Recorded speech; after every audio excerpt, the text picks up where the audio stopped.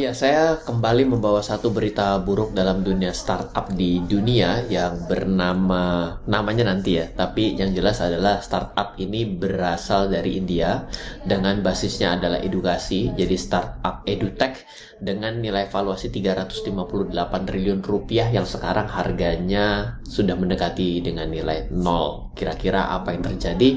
Saya coba akan membahas dari satu berita yang baru sekali saya terima, dan ini membuat saya harus membahas ke belakang juga bahwa winter dalam dunia startup ini masih terus berlangsung, bukan hanya di Indonesia tapi juga di dunia. Nah, sebenarnya banyak aspek dan juga banyak hal yang bisa kita pelajari, tapi di video kali ini mari kita coba pelajari dari satu kejadian yang paling baru, yaitu namanya adalah, gimana sih nyebutnya ini saya nggak tahu nih, apakah namanya Bayu, tapi kalau Bayu itu bukannya kartu prabayar ataupun juga ini ya, mobil gitu ya, mobil listrik. Ini adalah startup paling mahal di dunia, valuasinya adalah 22 miliar US dollar, 22 miliar US dollar, dan sekarang harga startupnya ditaksir mencapai nilai 0 gitu ya.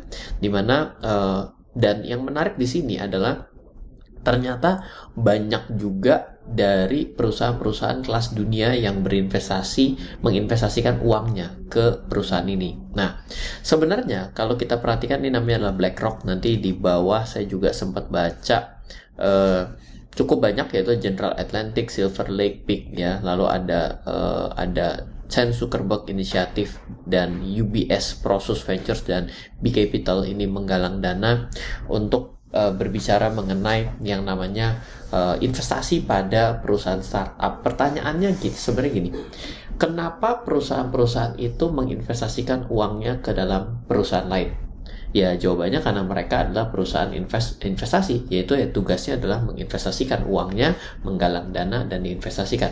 Pertanyaan selanjutnya, apa harapannya? Harapannya adalah untungkah? Untuk si perusahaan tersebut, jawabannya adalah tidak selalu ke sana arahnya. Tapi kalau terjadi percepatan yang sesuai dengan harapan, maka ada nilai dari perusahaan itu, maka itulah yang akan dijual, dilistingkan di bursa.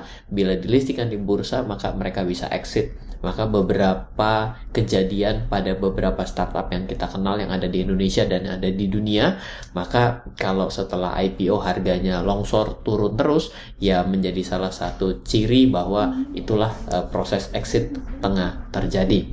Apakah buruk ataupun tidak, kita tidak membahas pada video kali ini, tapi kita melihat bahwa pada kejadian saat ini, perusahaan besar seperti investment company seperti BlackRock dan lain sebagainya pun tidak bisa mengelakkan diri dari yang namanya potensi kerugian.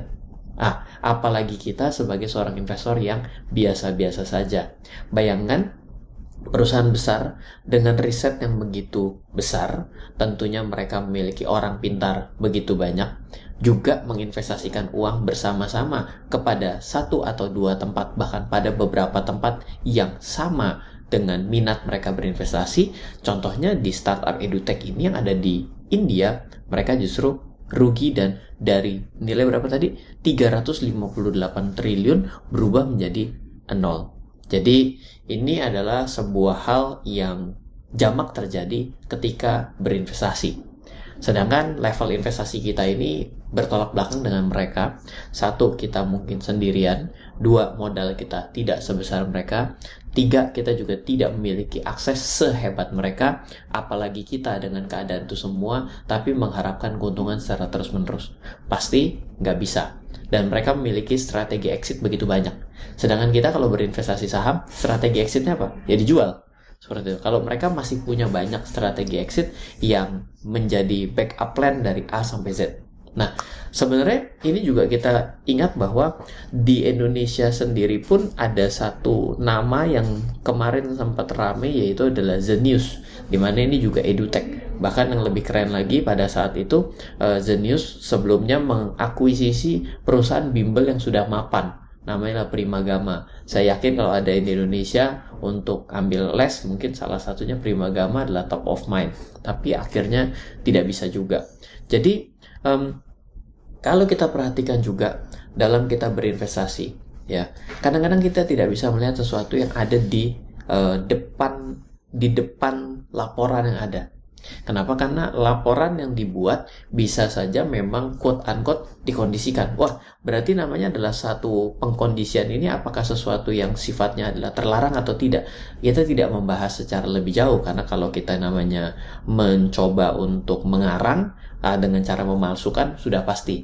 Tapi kalau kita berusaha untuk secara mempertahankan sebuah kondisi dalam 1 tahun agar laporan keuangan menjadi terasa lebih bagus, apakah itu salah dan tidak? Mungkin etik atau tidak jawabannya, kan seperti itu. Nah, saya orang yang berada dalam industri keuangan dan juga saya juga menyukai dengan edukasi. At the end memang edukasi tetap pada akhirnya yang sifatnya adalah edutech ini masih perlu banyak hal yang kita pelajari. Memang betul kita melewati tahun 2020 sampai dengan tahun 2022 ada pandemi. Makanya yang namanya edukasi berbasis teknologi dengan orang bisa belajar melalui platform online itu ya memang yang menjadi pilihan pada saat itu karena kondisi menjadi darurat.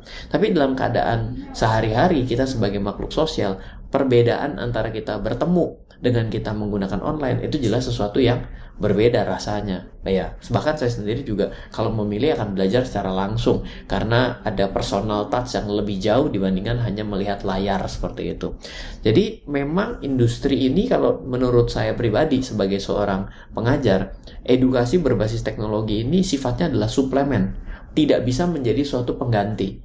Nah, di bagian ini sendiri menurut saya jadi tidak begitu layak untuk diinvestasikan secara heboh. Kenapa? Karena keuntungannya tidak akan begitu masif. Sustain, yes, yang sifatnya offline. Tapi apakah yang berbentuk online akan sustain? Itu menjadi pertanyaan juga gitu. Jadi, saya tadi ulang ya. Jadi, saya mau bilang bahwa oke, kalau kita yang namanya orang awam saja, kita bisa lebih parah dari mereka karena dengan berbagai macam keterbatasan kita dalam berinvestasi. Itu pesan yang pertama. Dan yang kedua, kalau kita melihat sesuatu itu berpotensi bagus untuk diinvestasikan, tapi cuma dengan modal melihat angka yang tercantum pada laporan, menurut saya itu bias. Kenapa? Karena ada sebuah rasa-rasa tertentu dalam kita berinvestasi untuk kita mengenal karakteristik dalam setiap industri. Ini penting. Nah, tadi saya mencoba untuk membahas yaitu karakteristik dari edukasi itu sendiri. Di mana edukasi yang berlangsung dan berjalan, saya pribadi mengakui dari pengalaman saya menjadi seorang tenaga pengajar, menjadi seorang guru, menjadi seorang edukator sampai dengan hari ini, memang pada akhirnya tidak bisa digantikan yang sifatnya offline. Sehingga ketika ini tidak bisa menggantikan hanya karena darurat yang kemarin, ya berarti bisnis ini tidak bisa seheboh itu valuasinya. Jadi saya berpikir bahwa di bagian kita harus mengenal setiap sektor dengan baik dan tidak perlu juga kita itu ahli pada seluruh sektor. It's almost impossible kita itu bisa ahli pada semua sektor. Memang perlu keahlian berinvestasi juga keahlian pada setiap sektor yang kita inginkan untuk investasi itu jauh lebih penting dibandingkan membaca laporan yang tercantum. Itu poin kedua sebenarnya. Nah, yang ketiga, yang terakhir lah biar tidak terlalu panjang, saya mau bilang begini, bahwa investasi itu pasti ada resikonya. Banyak orang yang selalu berinvestasi berpikir tidak ada resikonya. Banyak juga orang yang silap dengan melihat nama yang besar berada di satu tempat, sehingga kita tidak lagi melakukan pengecekan. Ya, mereka yang sudah beli lebih dulu dengan nama lebih terkenal, berarti adalah mungkin mereka menjual dan kita yang membeli. Artinya mereka sudah untung duluan, baru kita beli barang dia. Ya, kondisi itu terjadi karena kita minimnya akses, minimnya modal, minimnya ini, minimnya itu. Nah, jadi ketika kita berbicara mengenai investasi itu, kita tidak bisa selalu berpikir akan keuntungan. Dan kita selalu berpikir kembali begini, kalau ada sebuah barang yang begitu bagus, kenapa nggak diinvestasikan sendiri? Kenapa harus jual kepada orang lain? Iya kan?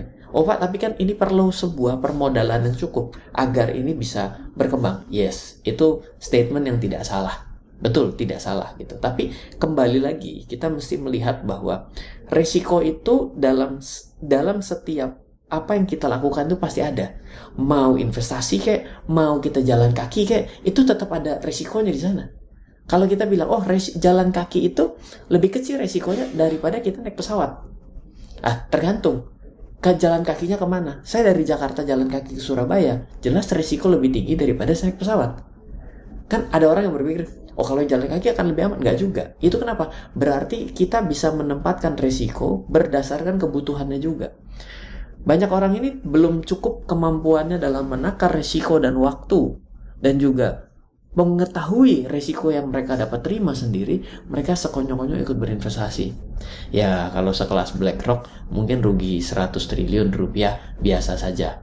Tapi kalau kita rugi 1 miliar sudah kejang gitu ya. Jadi itu menjadi kita perlu tahu bahwa bertanggung jawablah dalam berinvestasi, dewasalah dalam berinvestasi menjadi suatu elemen yang penting, apalagi dalam kondisi yang tidak kondusif. Dalam kondisi saat ini kan begitu banyak berita negatif. Ini belum selesai, belum bicara mengenai properti yang ada di Cina, itu Evergrande kan masih berlanjut. Belum berbicara mengenai bukan penipuan lah, fraud di kripto yang berbicara seperti Sam Bankman-Fried dengan SBF-nya, SBF dengan FTX-nya gitu ya. Jadi banyak hal yang kita bisa pelajari dalam kondisi yang uncertain pada saat ini. Semoga selalu bermanfaat. Dari saya, Ryan Filbert.